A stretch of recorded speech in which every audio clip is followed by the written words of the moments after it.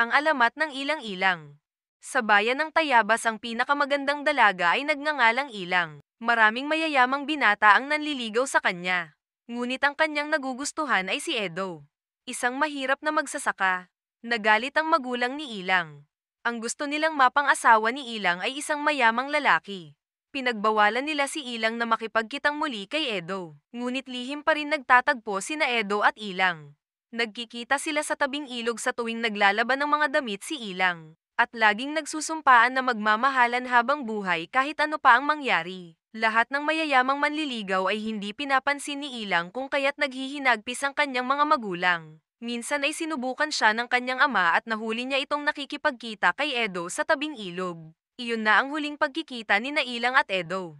Simula noon ay hindi na nila pinalabas ng bahay si Ilang. Binabantayan upang hindi na makipagkita kay Edo. Nalungkot ng labis si Ilang. Hindi na din siya lumalabas sa kanyang silid, hindi na kumakain at hindi na rin nakikipag-usap kahit kanino.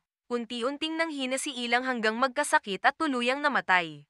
Bago namatay ay hiniling ni Ilang na doon siya ilibing sa tabing ilog, ang lugar na pinagtatagpuan nila ni Edo. Labis din ang lungkot ni Edo. Hindi na siya nag-asawa at sa araw-araw ay binabantayan niya ang libingan ni Ilang. Isang araw ay may tumubong isang puno sa puntod ni Ilang. Inalagaan ito ni Edo hanggang sa mamulaklak. Naakit ang lahat sa halimuyak ng bango ng mga bulaklak ng puno. Simula noon ay lagi na lamang umiiyak si Edo habang nakabantay sa puno at sinasambit ang pangalang Ilang, Ilang, Ilang. Simula noon tinawag ang bulaklak na Ilang-Ilang.